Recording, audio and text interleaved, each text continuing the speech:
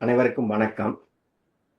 அகஸ்தியரின் நூற்றாண்டை நினைவு கூறும் முகமாக இடம்பெறும் இந்த நிகழ்வை சிறப்பாக ஒருங்கிணைத்து நடாத்தும் சிவபாலு ஐயா அவர்களுக்கும், இன்றைய நிகழ்வில் உரைகளை வழங்கிய மூசி கந்தையா, குணேஸ்வரன் அண்ணா, ரமேஷ் அண்ணா ஆகியோருக்கும், இந்த நிகழ்வினை சிறப்பாக ஒழுங்கமைத்த இலக்கிய வழியின் பிரதம ஆசிரியர் அகில் அண்ணாவுக்கும், நிகழ்வில் இணைந்து கொண்டுள்ள பெரியோர்களுக்கும் நண்பர்களுக்கும் இந்நேர வணக்கம்.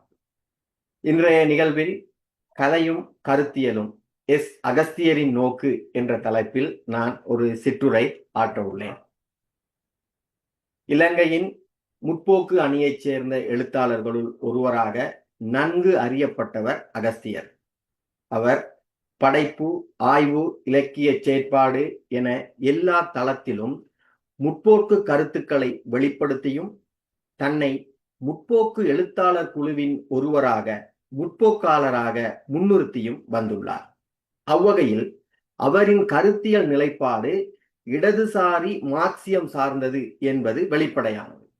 இருப்பினும் மார்க்சியத்தை ஏற்றுக்கொண்டு அதன் வழி இலக்கியம் படைத்தவர்கள் எல்லோரும் ஒரே மாதிரியான நோக்கினை கொண்டிருந்தனர் என கொள்ள முடியாது.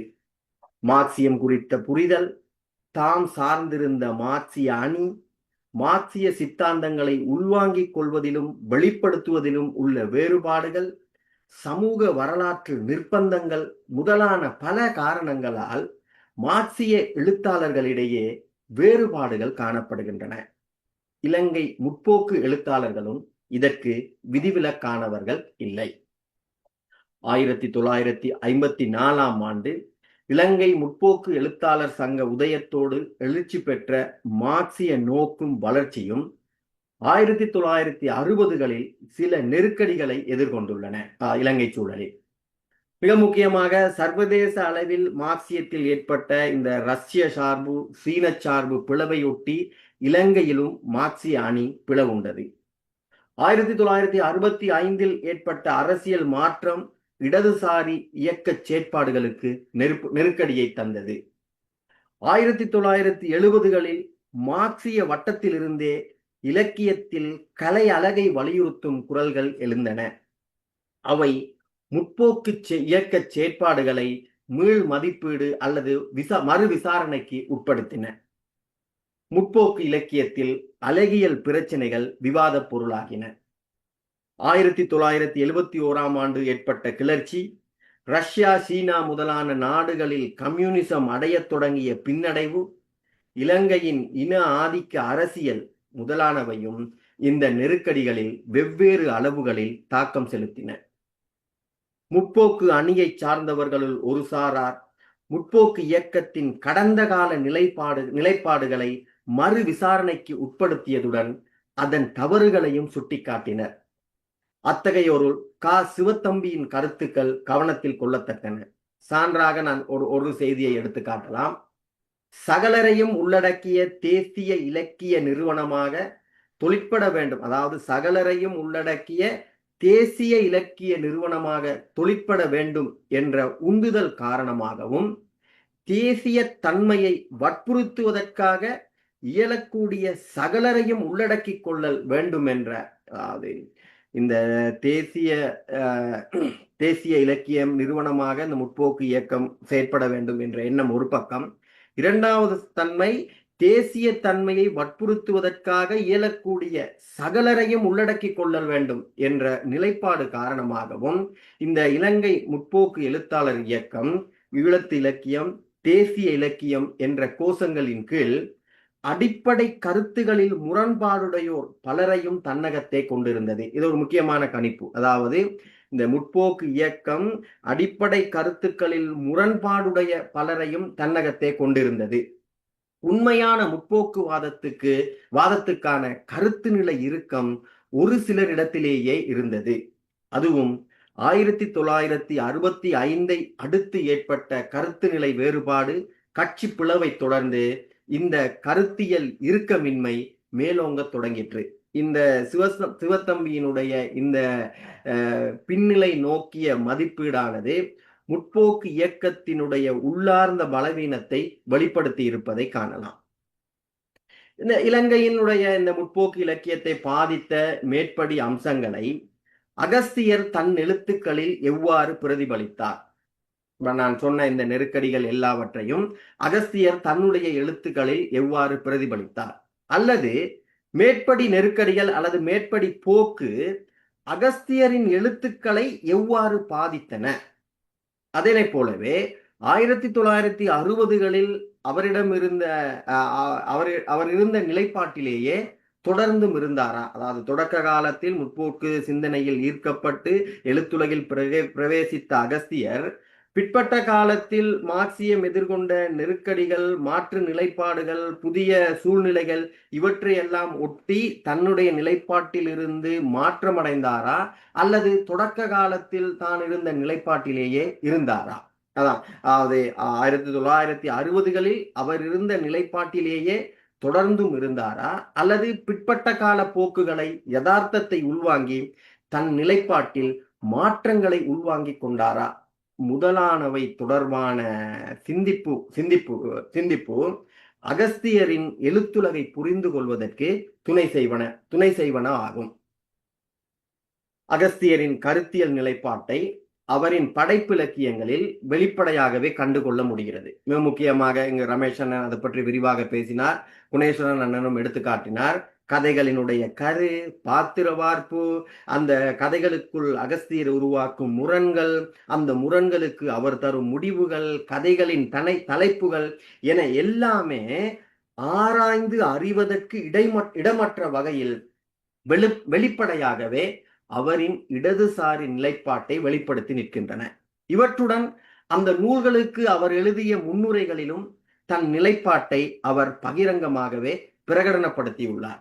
இவற்றுக்கு அப்பால் அவர் எழுதிய விமர்சன குறிப்புகளிலும் தன்னை ஒரு இடதுசாரி குரலாக, ஒரு இடதுசாரி அனுதாபியாக தன்னை அவர் முன்னிறுத்தியுள்ளதை காண முடிகிறது.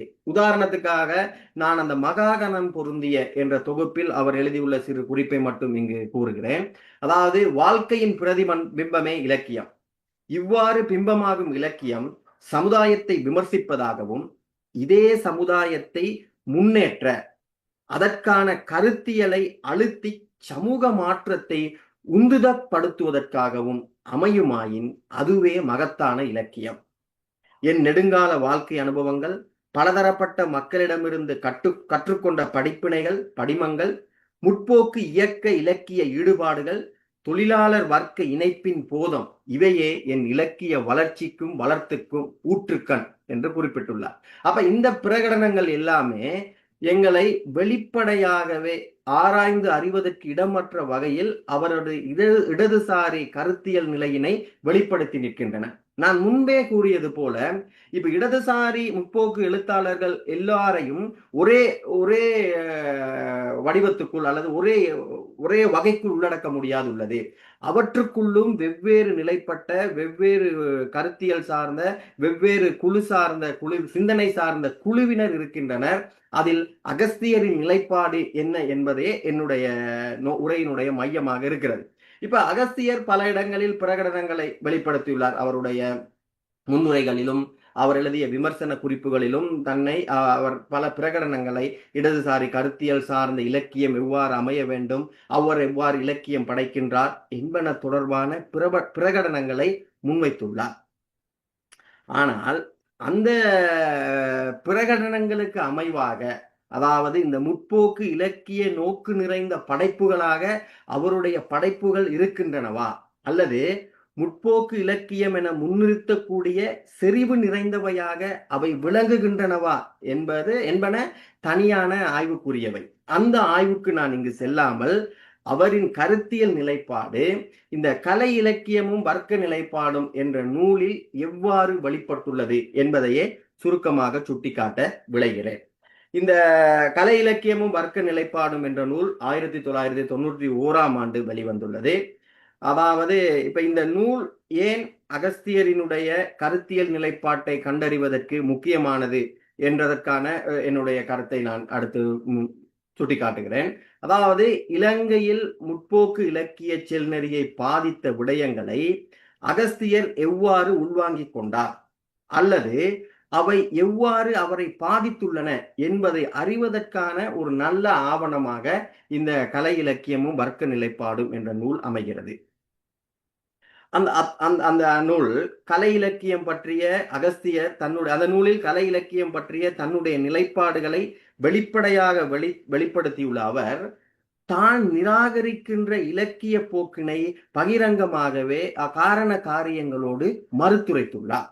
அதனால் அகஸ்தியரினுடைய கருத்தியல் தளத்தை மதிப்பிடுவதற்கு அந்த நூல் பொருத்தமாக அமைவதோடு இது ஒரு பிந்திய காலத்தில் வெளிவந்துள்ளதால் இந்த மார்க்சிய நோக்கில் இலங்கையினுடைய அரசியல் சமூக அசைவில் ஏற்பட்ட மாற்றங்களுக்கு ஏற்ப அகஸ்தியருடைய கருத்தியல் தளம் வேறுபட்டுள்ளதா இல்லையா என்பதை அறிந்து கொள்வதற்கும் அந்த நூல் நல்லதொரு ஆவணமாக அமைகிறது.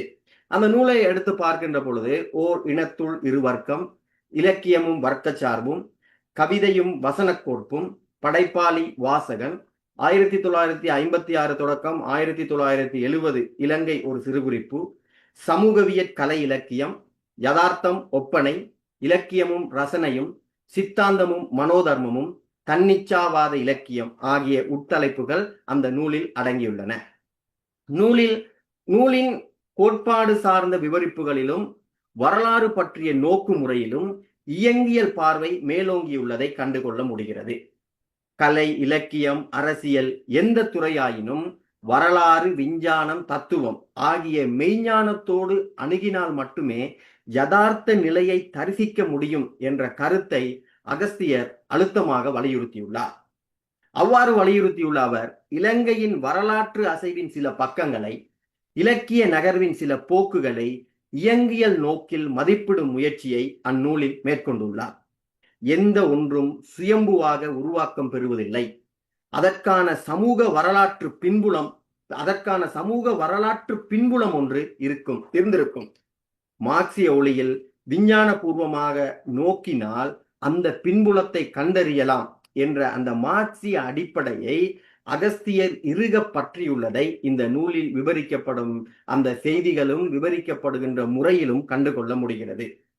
இலங்கை அரசியல் இன வேறுபாடுகளுக்கு அப்பால் இனங்களுக்கு உள்ளேயும் வர்க்க சார்பினால் தொழிற்படுகின்ற முறைமை, வர்க்க ஆதிக்கம் கட்டியெழுப்பும் பொய்யான தோற்றங்கள், ஆதிக்கத்தை தக்க வைக்க முன்னெடுக்கப்படும் இனவாத மதவாத செயற்பாடுகள் முதலானவற்றை சுருக்கமாக தெளிவுபடுத்தியுள்ள அகஸ்தியர் இந்த சமூக அரசியல் நிலைக்கேற்ப ஆளும் முதலாளித்துவ வர்க்க சார்பு இலக்கியம், அடக்கப்படும் தொழிலாளர் வர்க்க சார்பு இலக்கியம் எனும் இரு போக்குகள் இயக்கம் கொள்வதை மிக மிக எளிமையாக விளங்கப்படுத்தியுள்ளதுடன் தன்னை அடக்கப்படும் தொழிலாளர் வர்க்க சார்பாய் புத்துலகம் படைக்க புறப்படும் புரட்சி குரலாய் முன்னிறுத்தியுள்ளார். இது அவருடைய கருத்தியல் தளத்தை புரிந்து கொள்வதற்கான ஒரு அடிப்படையை தருகின்றது.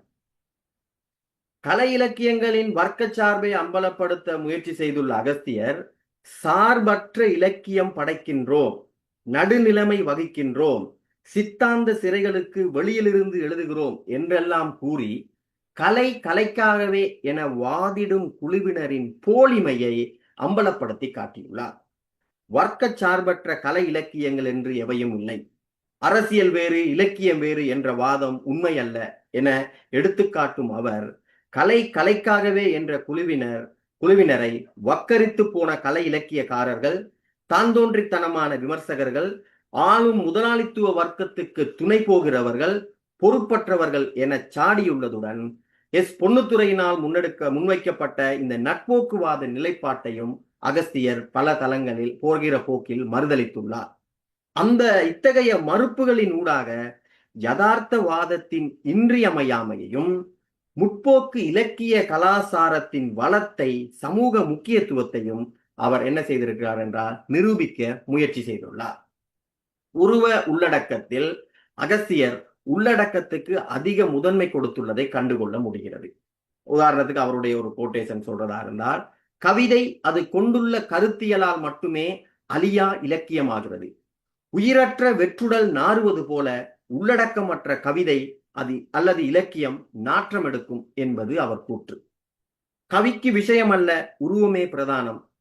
விமர்சனம் என்பது கவிதையின் கருத்துக்களை கொண்டு எழுதுவதல்ல, வார்த்தைகளை கொண்டாக்கும் என டிகேசி பிரகடனப்படுத்தியதற்கு முரணான கருத்து இது. இருவருடைய கருத்துமே கலை இலக்கியங்களின் அடிப்படை இயல்பை மறுப்பனவாகவே அமைந்துள்ளன. உள்ளடக்கமும் உருவமும் ஒத்திசைந்தே நல்ல படைப்புகள் முகிழ்கின்றன. ஒன்றை மறுத்து ஒன்றால் முழுமை பெற முடியாது. உள்ளடக்கத்துக்கு முதன்மை கொடுக்கும் அகஸ்தியர் சில இடங்களில் உருவத்தையும் உள்ளடக்கத்துடன் இணைத்து அதன் முக்கியத்துவத்தை வெளிப்படுத்தியுள்ளதை காண முடிகிறது. உதாரணத்துக்கு, உருவம் உள்ளடக்கம் இரண்டுமே ஒரு சேர முறையாக கையாளப்படுகின்ற போதுதான் படைப்புகள் இலக்கிய அந்தஸ்தை பெறுகின்றன. கலை இலக்கியங்களில் உருவமும் உள்ளடக்கமும் இசைவினோடு இணையும் போதுதான் அவை முழுமையான அழகியல் இலக்கிய வடிவம் எடுக்கின்றன. இன்னொரு இடத்தில் கூறுகிறார், கதையை எவரும் இயல்பாக சொல்ல முடியும், இதற்கும் கலைக்கும் சம்பந்தம் இல்லை. ஆனால் அதனை எப்படி செதுக்கி எவ்வாறு செப்பனிட்டு எந்த வடிவத்தினூடு உருவாக்குகின்றான் என்பதில்தான் எழுதுகிறவனின் படைப்பு இலக்கியமாகிறது. முதலான கூற்றுகளை அவதானித்து பார்க்கின்ற பொழுது அவர் ஒரு கட்டத்தில் உள்ளடக்கத்தோடு உருவத்தையும் இணைத்து சொல்வதையும், இன்னொரு சில சந்தர்ப்பங்களில் உள்ளடக்கத்தை நிராகரித்து அல்லது உள்ளடக்க முதன்மையை மறுத்து உருவத்திற்கு முதன்மை அளிப்பதையும் எங்களால் காண முடிகிறது. இந்த முரண்பட்ட போக்கினை நூலின் பல இடங்களில் காண முடிகிறது. அம்முரண் அவரின் கருத்தியல் நிலைப்பாட்டினை வரையறுப்பதில் சிக்கலை தோற்றுவிக்கின்றது. உள்ளடக்கமா அல்லது உருவ உள்ளடக்கத்தின் ஒத்திசைவா என்ற நிலைப்பாட்டில் உறுதியான முடிவை எடுப்பதில் அகஸ்தியரிடம் தயக்கமும் தடுமாற்றமும் இருந்துள்ளமையின் வெளிப்பாடுகளாக அவற்றை கொள்ளலாம். இலங்கை முற்போக்கு இலக்கிய வரலாற்றில் உள்ளடக்கத்துக்கு மட்டும் தனி முதன்மை கொடுக்கும் மரபார்ந்த ஒரு போக்கும், அதனை மறுத்து உருவ உள்ளடக்க ஒத்திசைவினை வலியுறுத்தும் போக்கும் நிலவியுள்ளன. நான் சொன்னேன், 60களில் நிலவிய ஒரு முற்போக்கு பார்வையை மறுத்து 70களில் இலக்கியத்தில் கலை அழகை வலியுறுத்திய இடதுசாரி குழுவினர் ஒரு மாற்று குழுவினருடைய உதயம் இடம்பெற்றது. அவர்கள் இந்த உள்ளடக்க முதன்மையை மறுத்து உருவ உள்ளடக்க ஒத்திசைவினை வலியுறுத்தி உள்ளதை காண முடிகிறது. இந்த பின்புலம் அகஸ்தியரின் தயக்கத்திற்கு ஒரு காரணமாக அமைந்திருக்கும் எனலாம். அதனால் மரபு வழி வருகின்ற மார்க்சிய நோக்கிலிருந்து வெளியேற முடியாதவராகவும், உள்ளடக்கவாதத்தை மறுக்கும் புதிய நிலைப்பாட்டில் காலூன்ற முடியாதவராகவும் அவர் இருந்துள்ளார் என்று கூறலாம் போல எனக்கு தெரிகிறது. இந்த ரெண்டிலும் ஒரு சிக்கல். அவர் ஒரு ரஷ்ய சார்பு, ஒரு மரபார்ந்த ஒரு இடதுசாரி கருத்தியலை சித்தாந்தங்களை பின்பற்றுவதால் உள்ளடக்க முதன்மையும், இந்த மார்க்சியத்தில் ஏற்பட்டு வருகின்ற புதிய மாற்றம், புதிய வளர்ச்சி, இலக்கியம் குறித்த பார்வைகள், இந்த கருத்துக்களால் புதிய விடயங்கள் பொருத்தமானதாகவும் அங்கீகரிக்க வேண்டியதாகவும் சில போது இருந்தாலும் அதில் காலூன்ற முடியாதவராகவும் அவர் இருந்துள்ளாரோ என்ற ஐயத்தை உருவ உள்ளடக்கம் தொடர்பான அவருடைய முரண்பட்ட போக்குகள் ஏற்படுத்துகின்றன. அடுத்து அவருடைய வசன கவிதை குறித்த போக்கும் இதனை ஒத்ததாகவே அமைந்திருக்கின்றது. வசன கவிதை எனப்படும் புது கவிதையை வசன கோர்ப்பு என அடையாளப்படுத்தும் அகஸ்தியர், கவிதையும் வசன கோர்ப்பும் முற்றாக வேறுபடுகின்றன என்ற வாதத்தை முன்வைத்துள்ளார். கவிதை என்ற வடிவத்தினுள் இந்த வசன கோர்ப்பு என்று அவர் சொல்லுகின்ற புது கவிதை என்பதை உள்ளடக்க கூடாது, அதற்கு புதிய மகுடம் சூட்ட வேண்டும் என்பது அவரினுடைய கருத்தாக இருக்கிறது.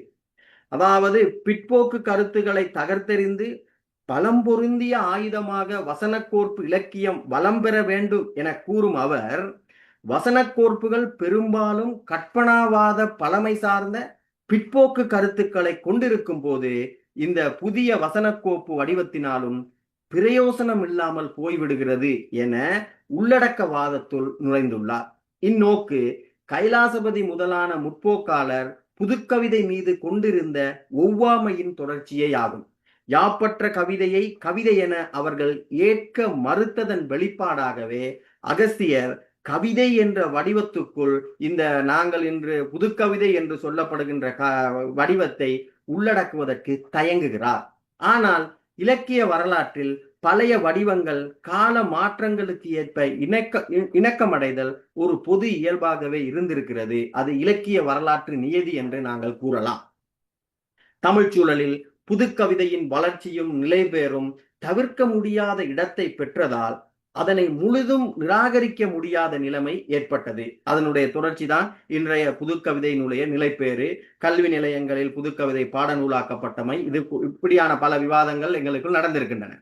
இந்த தவிர்க்க முடியாமையின் காரணத்தினாலேயே அகஸ்தியர் கவிதை என்ற வடிவத்துக்குள் அதனை இணைக்க முடியாவிட்டாலும் புதிய நாமம் சூட்ட வேண்டும், முற்போக்கு கருத்துக்களை வெளிப்படுத்தும் பலம் பொருந்திய ஒரு ஆயுதமாக அதனை வளர்த்தெடுக்க வேண்டும் என முதலானவாறு கூற வேண்டிய நிர்பந்தத்துக்கு உள்ளாகி இருக்கிறார் என்று கூறலாம். ஆகவே இந்த புதுக்கவிதை குறித்து அவருடைய போர்க்கும் மரபார்ந்த மார்க்சிய பார்வையினுடைய கைலாசபதி முதலானவர்கள் வளர்த்தெடுத்த இந்த புதுக்கவிதை நிராகரிப்போடு ஒத்துப்போவதாகவும், இந்த வளர்ச்சி பெற்று நிலை பெற்றுள்ள புதுக்கவிதையை முற்றிலும் நிராகரிக்க முடியாம, ஏற்றுக்கொள்ள முடியாமலும் ஒரு அல்லாடுகின்ற ஒரு நிலை அவருக்கு ஏற்பட்டுள்ளதை காண முடிகின்றது. அதனால் தான் இந்த புது கவிதையை கவிதை என்ற வடிவத்துக்குள் சேர்க்காமல் ஒரு புதிய வடிவமாக அதனை ஏற்றுக்கொள்ள வேண்டும், முற்போக்கு கருத்துக்களை அதற்குள் வெளிப்படுத்த வேண்டும் என்றவாறாக தன்னுடைய கருத்துக்களை அவர் வெளிப்படுத்தியுள்ளார். சமூக மாற்றத்துக்கான புதிய சமூக உருவாக்கத்துக்கான கலை இலக்கியங்களை ஆக்குபவனே படைப்பாளி என்ற தீர்ப்பை அகஸ்தியர் பல இடங்களில் வழங்கியுள்ளார். அதாவது படைப்பாளி என்றால் சமூக மாற்றத்துக்கு, புதிய சமூக உருவாக்கத்துக்கான கலை இலக்கியங்களை உருவாக்கி தர வேண்டும். பொழுதுபோக்குக்கு, ரசனைக்கு படைப்பிலக்கியம் செய்பவர்களையும் சமூக பிரச்சனைகளை விவரிப்பவர்களையும் நிராகரித்து அவர்களை முதலாளித்துவ வர்க்க நலன் எழுத்தாளர்களாக சித்தரிக்கும் அவர் தமிழக இலங்கை எழுத்தாளர்களையும் ரஷ்ய எழுத்தாளர்களையும் போகிற போக்கில் எடுத்துக்காட்டி தன்னுடைய கருத்துக்களை வெளிப்படுத்தியுள்ளார். இதுவும் ஒரு சிக்கலுக்குரிய தீர்ப்பாகத்தான் எனக்கு தெரிகிறது. அதாவது எல்லா காலங்களிலும் சமூக மாற்றத்துக்காக கலை இலக்கியம் செய்பவர் உதயமாவர் என்று கூறுவது இயற்கை விதிக்கு முரணானது. அதாவது எல்லா காலங்களிலும் சமூக மாற்றத்துக்கு அல்லது புதிய சமுதாயத்தை உருவாக்குவதற்கு கலை இலக்கியம் செய்பவர் உதயமாவர் என்று கூறுவது இயற்கை விதிக்கு முரணானது. குறிப்பாக இந்த கட்சி சார்ந்து இலக்கியம் செய்வோர், கட்சி சாராத ஒரு படைப்பாளி, புரட்சிக்கு முந்திய கால படைப்பாளி, புரட்சி காலத்து எழுத்துக்கள், புரட்சிக்கு பிந்திய எழுத்துக்கள் என கலை இலக்கியங்களின் இயல்புகள் வேறுபடும் என மார்க்சிய மூலவர்களை சுட்டிக்காட்டியுள்ளதை இதற்கு நாங்கள் சான்றாக கூறலாம். லெனின், அதனை போல எங்களுடைய கோர்கி முதலானவர்களுடைய எழுத்துக்களில் இவ்வாறான எழுத்துப்போக்குகள் வேறுபடும் என்பதற்கான சான்றுகள் ஏராளமாக இருக்கின்றன. அவ்வாறு இருக்கின்ற பொழுது எல்லா காலத்திலும் படைப்பாளி என்பவன் சமூக மாற்றத்துக்கான படைப்புகளை தருபவனாக இருக்க வேண்டும் என்று கூறுவது, அதை ஏற்றுக்கொள்வதில் சில தயக்கம் ஏற்படுகின்றது. அடுத்து, சமூகவியல் நோக்கில் கலை இலக்கியங்களை மதிப்பிட வேண்டியதன், படைக்க வேண்டியதன் அவசியத்தையும் தேவையையும் அகஸ்தியர் பலவாறு வலியுறுத்தியுள்ளதுடன் தனது எழுத்துக்கள் அந்த ரகத்தை சேர்ந்தவை என்பதையும் சுட்டிக்காட்டியுள்ளார். அதே நேரம் சமூகவியல் சார் இலக்கியங்கள் பெரும்பாலும் சித்தாந்த தெளிவில்லாமல் இயக்கவியற் மறுப்புவாதங்களாக இருப்பதால் அவை சமுதாயத்தை விமர்சிக்கும் கருவிகளாக திகழ்கின்றனவே அன்றி சமுதாயத்தை மாற்றி அமைக்கும் சாதனங்களாக இல்லை என்ற ஒரு பிரகடனத்தையும் அவர் முன்வைத்துள்ளார். இந்த வாதமும் சிக்கலுக்குரியதாகவே இருக்கிறது. இதனை நான் சமூகவியல் குறித்த கைலாசபதியினுடைய கருத்துக்களை கொண்டே நான் ஒரு சற்று விளக்கலாம். அதாவது சோசலிச கொள்கைக்கு ஆதரவாக இயங்கும் சமூகவியல், சோசலிச கண்ணோட்டத்துக்கு எதிராக இயங்கும் சமூகவியல் என இரு நிலைகளில் சமூகவியல் வளர்ந்து வந்துள்ள வாற்றையும் அவற்றின் தொடர்ச்சி இயக்கம் கொள்ளும் ஆற்றையும் கைலாசபதி இலக்கியமும் சமூகவியலும் என்ற கட்டுரையில் விரிவாக விவரித்துள்ளார். சோசலிசத்துக்கு எதிராக ஆளும் வர்க்க நலனை பேணும் சமூகவியல் விஞ்ஞான நோக்குக்கு முரணாகவும் அனுபவவாதத்தை முன்னிறுத்துவதாகவும் சமுதாயத்தையும் தத்துவத்தையும் கூறுபடுத்தி பார்ப்பதாகவும் அறிவுத்துறைகளை ஒன்றுடன் ஒன்று பிணைத்து அவற்றின் சார்புத்தன்மையை நோக்காமல் தனித்தனி பிரிவாக அணுகுவதாகவும் இயங்குவதையும், இப்போக்குக்கு மாற்றான சோசலிசத்துக்கு ஆதரவான சமூகவியல் இயக்கவியல் தளத்தில் நின்று விஞ்ஞான பூர்வமாக சமூகத்தின் இயக்கத்தையும் இயங்காற்றலையும் ஆராய்வதாகவும் சமூக மாற்றத்துக்கான சமூகவியலாக இயங்குவதையும் கைலாசபதி அந்த கட்டுரைகளில் விரிவாக விவாதித்திருக்கிறார். சோசலிசத்துக்கு எதிரான சமூகவியலே இயக்க மறுப்பை முன்வைக்கின்றது. அகஸ்தியர் கூறுவது போல சித்தாந்த தெளிவின்மை என்பதால் தான் இயக்க மறுப்பு முன்வைக்கப்படுகிறது என்பது எல்லா எழுத்தாளர்களுக்கும் பொதுவானதாக இருக்க முடியாததோடு அது இவர் பேசுகின்ற இந்த வர்க்க சார்பு என்பதற்கும் எதிர்நிலையில் நிற்கக்கூடிய ஒரு ஒரு சிக்கலாகும்.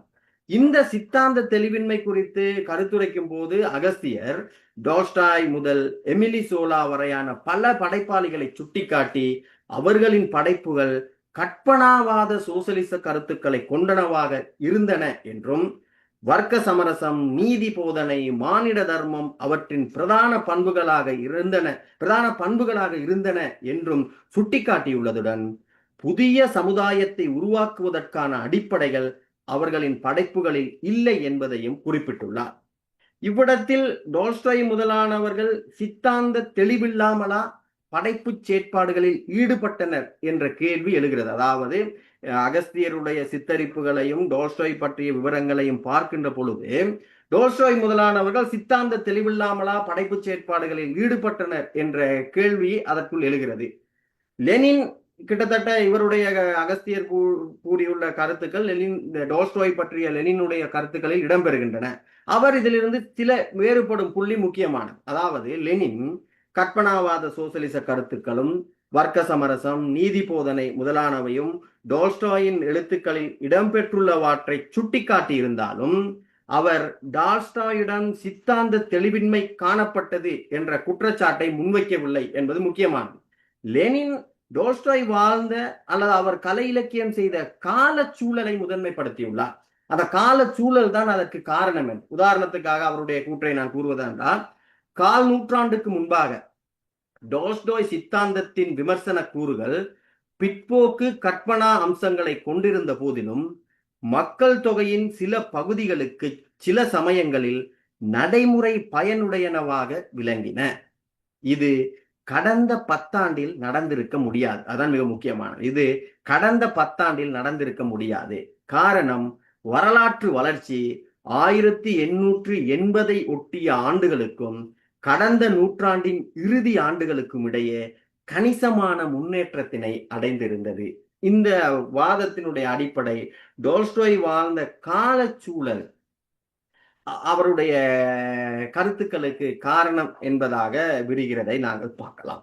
அகஸ்தியர் சமூக மாற்றம், புத்துலகம் படைத்தல் என்ற அளவுகோல்களை கொண்டு எழுத்தாளர்களை அளவிட முயற்சி செய்ததால் டால்ஸ்டாய் போன்ற படைப்பாளிகள் அவரால் 2ஆம் நிலைப்படுத்தப்பட்டுள்ளன அல்லது வரலாற்று பின்புலத்தில் படைப்புகளை அணுகும் முறையில் அவரிடம் ஒரு போதாமை ஏற்பட்டுள்ளது என கொள்ளலாம்.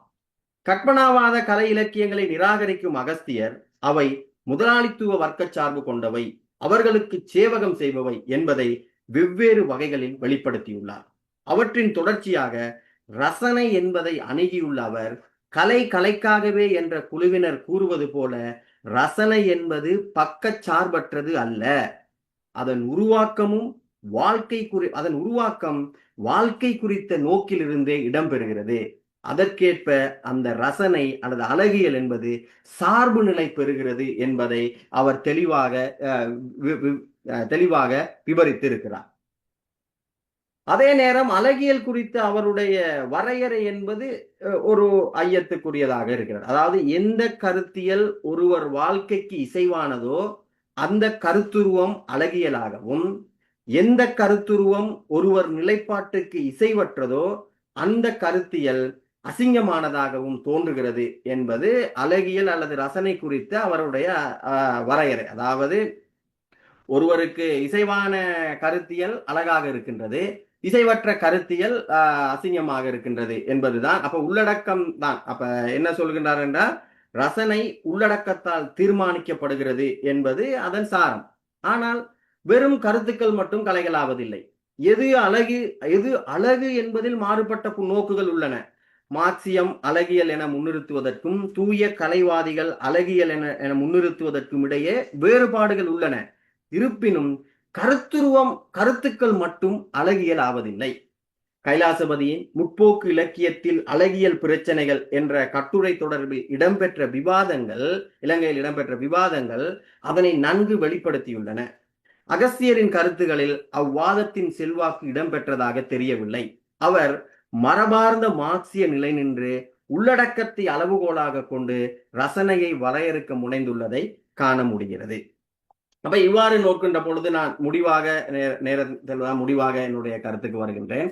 இந்த இடதுசாரி கருத்தியல் பற்றுடன் விசுவாசமாக இயங்கிய எழுத்தாளரான அகஸ்தியர் முற்போக்கு இலக்கியத்தின் முக்கியத்துவத்தை, அதன் சமூக பெறுமதியை வலியுறுத்தும் வகையிலும், முற்போக்கு இலக்கிய கலாசாரத்துக்கு எதிராக கலைக்காகவே என வாதிடுவோரை தீவிரமாக மறுக்கும் வகையிலும் இந்த நூலை அவர் எழுதியுள்ளார்.